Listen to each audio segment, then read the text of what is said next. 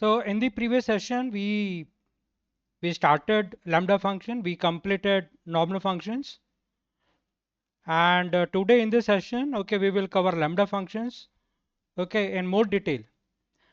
So lambda functions are small anonymous functions. Okay, so these are called anonymous functions because they don't have name associated with them.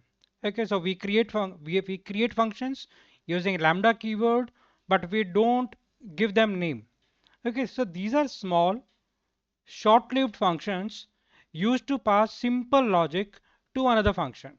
Okay, so lambda function contains only one expression. Okay, you cannot write, okay, multiple expressions, okay, in a lambda function, and the result of that expression is returned automatically. Okay, so no return keyword is needed. Okay, we don't use return keyword to return, okay, result, okay, from a lambda function. Okay, so let's define a lambda function to convert a string to its uppercase using upper method. So we have upper method, okay, associated with string. So here let's declare a variable and set it to a string, hello world. Run this cell. Now here define a lambda function, and we always use the lambda keyword, okay, to define a lambda function. Then an argument, x argument, followed by colon, and then x dot upper. Okay, it's a method, and store result in a variable.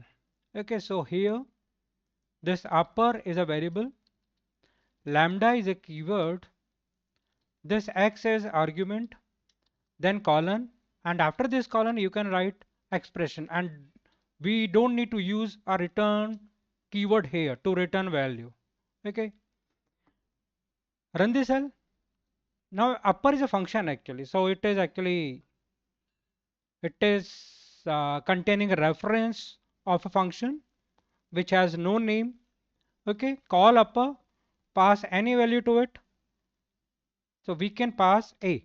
A has this hello world. Run this cell, and result is hello world in uppercase. So upper is a lambda function. Here this upper is a variable which is containing a reference to a lambda function that takes an argument x, that takes this argument x and returns x dot upper. Okay, and here upper a applies the lambda to a. Okay, a is a variable, and that variable is containing what? Hello world. Okay, this upper a applies the lambda function to a and converts it to uppercase. So we are getting this hello world in uppercase. We are calling upper. Upper is this variable, it is containing the reference to this function and this lambda function, because this function doesn't have a name, and we defined this function using lambda keyword, right? And here we are simply calling upper on x. X is the argument. Now let's understand the main function of these lambda operations. Okay, now lambda functions mostly come with the filter function, the map function, and the reduce functions. Okay, and these are used in conjunction with other data structures such as list, tuple, and dictionary. Okay, let's try to use lambda functions with filter. So let's say we have a list with us, and then we want to filter out only some specific values, okay, out of this list on the basis of a certain condition. Okay, let's create a list here. To create list, okay, use square brackets. Okay, so let's define a list here. So 5, 17, 32, random numbers. Okay, I'm entering random numbers. 97, 56, 64, and 75, 27, and 67, 53, and 19. So we have, in this list, we have a few even numbers and a couple of odd numbers, right? Let's create this list, add a new cell, print this list, and now we have this list. Okay, 5, 17, 32, 97, 56, 64, 70, 75, 27, 67, 53, and 19. Okay, so let's say we have this list, and then we want to filter out only some specific values, okay, out from this list on the basis of a certain condition. So this is where we can use the combination of the filter, because we want to filter out values. Okay, here we can use the combination of the filter function and the lambda function. So because we have created this list and we have named this list to be a, and these are all of the values inside it. Okay, now that I want what I want is I want only the odd numbers, okay, from this list to be extracted. Okay, so to extract only the odd numbers, first I will go ahead and create a lambda function. So here we can create a lambda function here. So this is a lambda x. Now to filter out numbers, okay, odd numbers, okay, we have to write an expression here. So expression would be what? Expression would be x modulus 2 not equal to 0. Okay, so x divided by 2. If remainder is not 0, the number is odd number. So this is expression. Okay, and then use filter function. Filter. The first parameter is lambda expression, this function, and second parameter of filter is the list itself.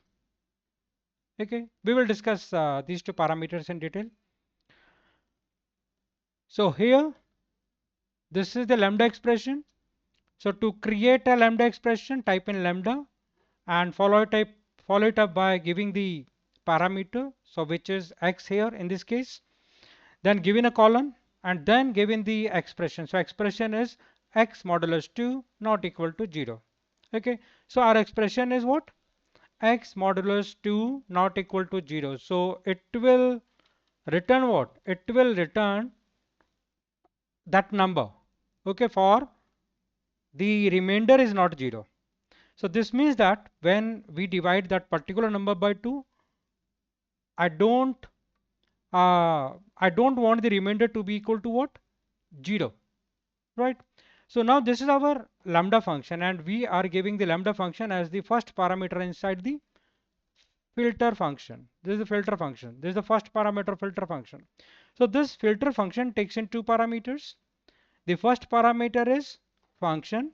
Here we are using lambda function. Lambda function means a function which doesn't have a name, and we are passing a lambda function as a first parameter here.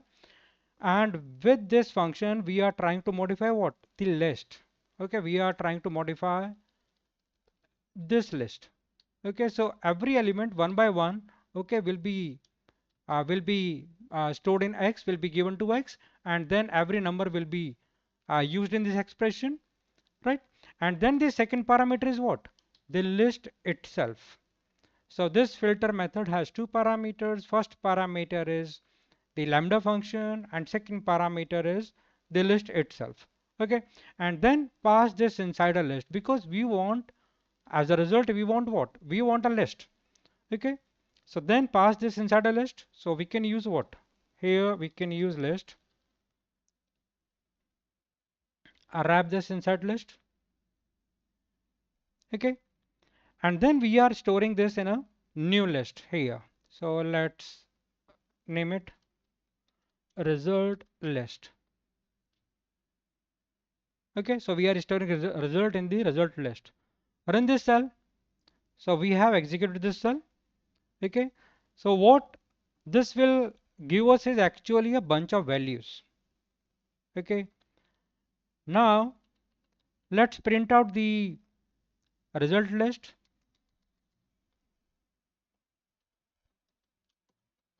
Result list, and the result list is, if you see, 5, 17, 32 is even, 32 is not there, 56 is not there, 64 is not there. Okay, okay, so here we have only odd numbers, we don't have even numbers in this list. Okay, so we have removed, we have extracted, actually we have extracted only odd numbers using this expression here. Okay, this expression is part of this lambda function, right? This lambda function. Okay, so we have this result, which is basically the list of filtered values. This is the list of filtered values, and these filtered values are what? Numbers which are not divisible by 2, or basically odd numbers.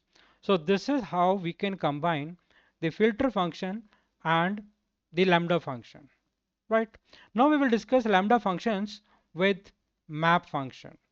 So next we will see how to combine the lambda function with the map function, and the map function is used to modify what?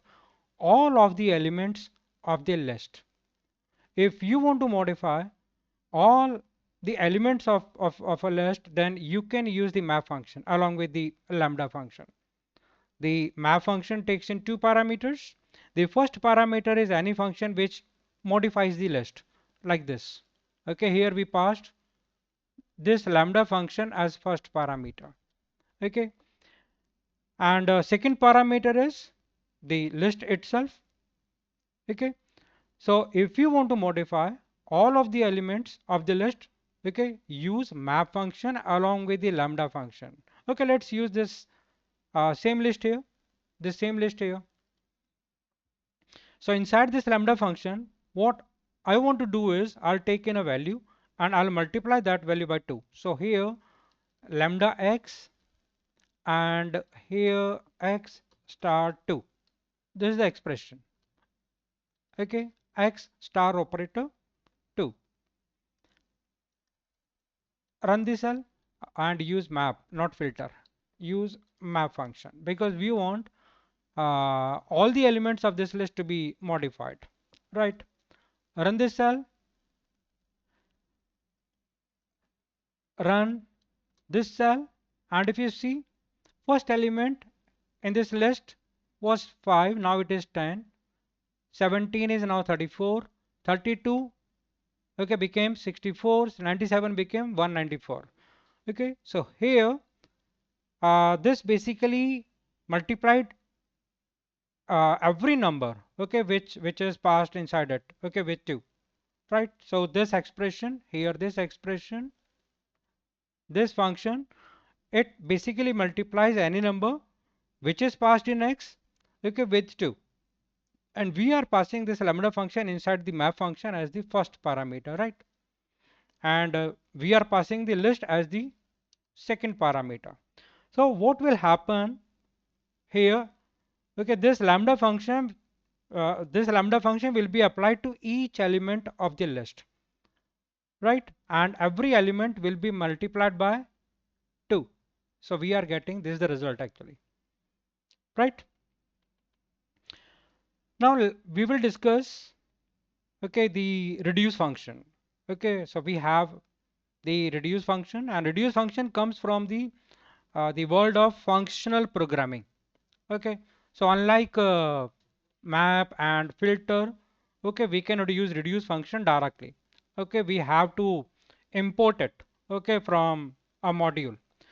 Functional programming is a programming paradigm, okay, in which programs build results by applying functions to immutable data, right? So the function applies a specific function to all the elements of an iterable sequentially, right? So we can create a function here. Okay, and that function applies what? Okay, the specified function to all the elements of that iterable sequentially and rolls them up into a single final value. So unlike this, okay, in case of filter, okay, we got what? We got list. In case of map, we got this list, right? Every element, okay, multiplied by 2. Okay, but in case of reduce, okay, the final result is always a single final value. Okay, so the reduce method, okay, rolls all the values up into a single value. Okay, so I already said that unlike map and filter, it is not a built-in global function and must be explicitly imported from the func tool module. Okay, so let's create a new list here.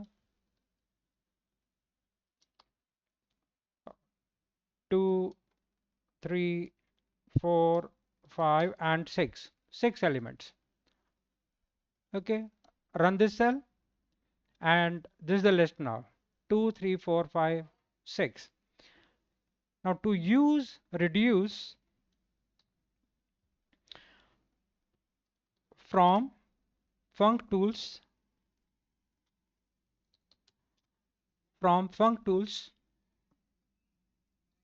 import reduce. So this reduce is a function, okay, that we can import from func tools, and then we can use func tool.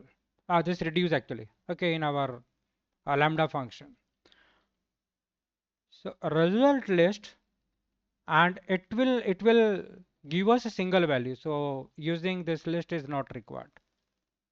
Okay, remove this list.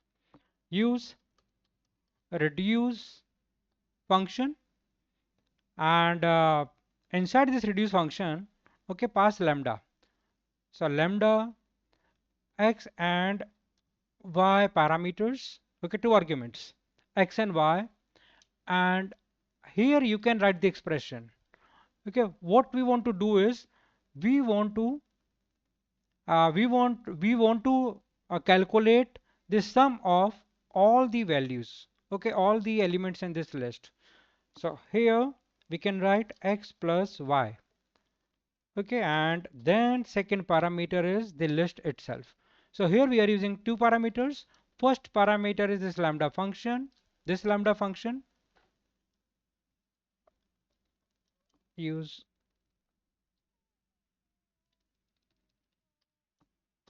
this bracket, or we can enclose this entire lambda function inside brackets, right? Okay, so first parameter is this lambda function, okay, which will accept two parameters, x and y, and then it will return x plus y, the sum of two values. So what will happen in this case? Okay, so in this case, what it will do is it will operate on, it will perform operation on this list. Okay, and first iteration, what it will do? Okay, it will add these two numbers, so it will become what? 2 plus 3. Okay, so we have two parameters, x and y.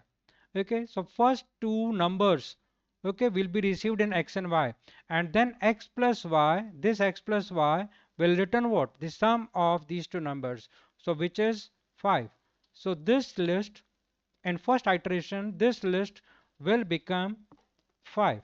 So these two elements will be replaced, okay, with 5, right? And in second iteration,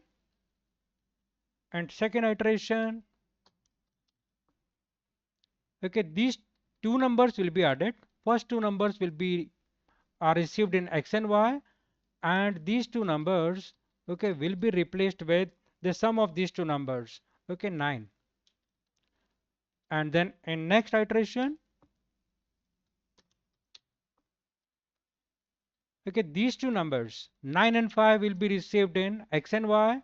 So this first two numbers 9 and 5 will be replaced with 14, and then in next iteration, okay, 14, these two numbers 14 and x will be received in x and y, and then it will be replaced with 20. So the single value that we will receive, okay, will be 20. Run this cell and run this cell and see, it is 20. The sum of 14 and 6, this is 20, right? So this is how you can work with reduce function and the lambda function. Okay, so this is our lambda function. So guys, I hope you are very clear with how to work with the normal function, where you use def keyword and then you follow it up by giving a name to the function. On the other hand, if you actually want to work with an anonymous function, okay, then you will use the keyword lambda, follow it up with an argument, and then you will give an expression, okay, to perform whatever operation, okay, you want to do. Functions topic is over. So we have covered both normal functions and lambda functions. So now we will cover object oriented programming. Okay, this slide. Okay, so we are already surrounded, okay, by objects. Okay, when you look around, actually you see a mobile phone, okay, you see a laptop, you see a car, you see a bike or anything. Okay, all of these are real world objects. And if you want to represent, okay, these real world objects, okay, in the programming world, okay, that is when you would need something known as object oriented programming, or to represent these real world objects, okay, in the programming world. So when it comes to object oriented programming, okay, there are two main concepts. Okay, so those are classes and objects. So let's start off with the class. A class is a template or a blueprint for real world entities, and this class has two things inside it. Okay, one is known as the attributes or properties of a class, and then we have something known as the behavior of a class. Okay, so when we talk about attributes, let's take this example of a mobile phone. Okay, phone would have certain properties associated with it. So those properties are color, cost, battery life, right? So every phone which you take it, it will have a certain color associated with it. Okay, similarly, every phone would have a cost associated with it. Similarly, every phone would have a battery life associated with it, a value of battery life, right? So these are the properties. Now, when it comes to a phone, okay, you can also perform some specific functions with the help of that phone, and that is known as the behavior of the phone or behavior of the class. So if it's a phone, okay, you can make calls, okay, with the phone. You can send and receive short messages, okay, you can watch videos on the phone, you can also play games on the phone, and this is known as a class. When you combine properties and behavior in one single template, a blueprint, okay, that is known as a class. So that's the general definition of a class. So let's see what exactly is a class in Python. A class is a user defined data type. Okay, as we have built-in data types in Python, such as string, int, float, boolean. Okay, similarly we have a user defined data type. So what do I mean by user defined data type? This is a data type which you can create by yourself. Okay, so uh, here phone would be a user defined data type. right? And you can assign some values to this user defined data type. Attributes in a class, attributes are properties. Okay, these properties associated with the class, such as phone color, phone cost, okay, phone battery life.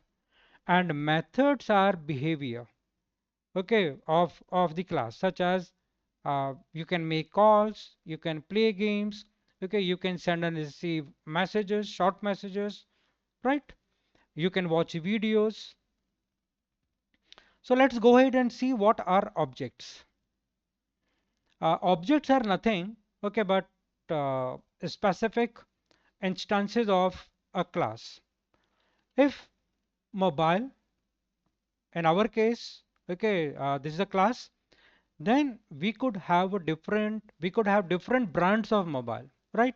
Okay, it is not that we can have one single brand of mobile phone. Okay, you can have Samsung, Motorola, Apple, iPhone, and many other different brands. Okay, so these different brands are known as what?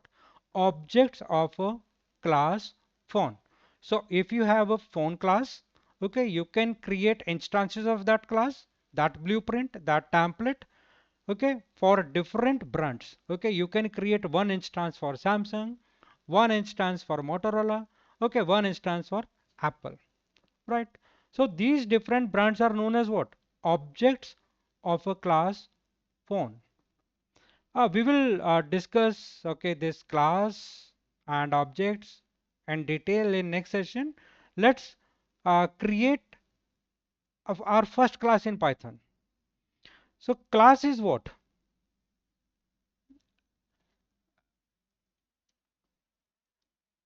Okay, so creating a class. So classes are defined using the class keyword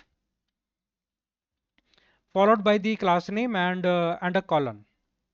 Attributes are variables, okay, defined inside that class and represent properties of the class.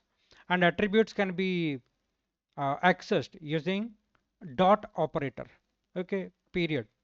So let's create first class in Python. Here, use class keyword, okay, to define a class, and then you can give it a name. So you can call it mobile, you can call it phone, you can call it car or a vehicle or dog. Okay, so because everything around us, okay, is an object. So you can create, if you want to create a class dog, okay, you can write a name here, class, then class name is dog, and then colon, and then you can define properties and methods. Okay, so let's first create a simple class. So class dog and property is sound, and sound equal to set sound to let's set it to bark. So this is class attribute. Run this cell. So we have executed this cell, right? It means we have created a class. Now we will create an object. An object is a specific instance of a class. It holds its own set of data, okay, instance variables, and can invoke methods defined by its class. Okay, we have not defined any method inside it. Okay, so we will discuss this class definition, methods, and properties in detail in next session. Okay, so multiple objects can be created, okay, from the same class, each with its own unique attributes. Okay, and let's create an object from this dog class. So here, let's create dog1. Okay, so we are going to create first instance from dog class. So dog1 equals to dog, the class name, and then parenthesis. Okay, so here we are using what? The constructor, right? So here we are creating an object of the class. Run this cell, and we have created, okay, one object of the class. Now to print the value of sound property, okay, this dog has sound property, sound attribute. Okay, to print the value of sound attribute. In next cell, use dog1. So dog1 is what? Dog1 is the instance name. Dog1, this instance name dot sound. The sound is the attribute. Okay. Now run this cell and see value of sound attribute is bark. Okay, because we set this attribute to bark, okay, in this class definition. So here in this cell we created a class dog.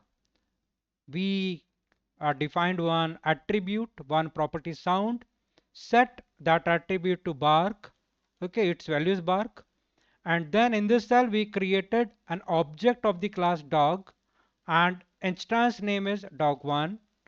Then here in this cell we are actually printing, we are getting the value of the sound attribute, okay, which is bark. In next session, okay, we will discuss this class in more detail. Okay, we will discuss how to define attributes, how to initialize attributes, okay, uh, from where you are creating instance. Okay, you can set attributes to different values, okay, for different instances. Right here, we set sound to a static value bark. So even if you create multiple instances, okay, let's create one more instance, dog2 equal to dog. So in this case, we are creating one more instance, dog2, and even if you call sound on dog2, okay, its value will be bark because it is statically set in the class definition. In next class, in next session, okay, we will discuss how to set these properties dynamically, okay, to specific values, specific to instances, right? So that's all for this session. You can ask if you have any questions. So today we have covered uh, that lambda functions with filter function, lambda function, combining lambda function with map function, and combining lambda function with reduce function. Okay, and then we started object oriented programming. Okay, we discussed class and object concepts, and then we created this first uh, class, okay, and created two instances from that class. Okay, so that's all for this session. Thank you everyone for joining today's session.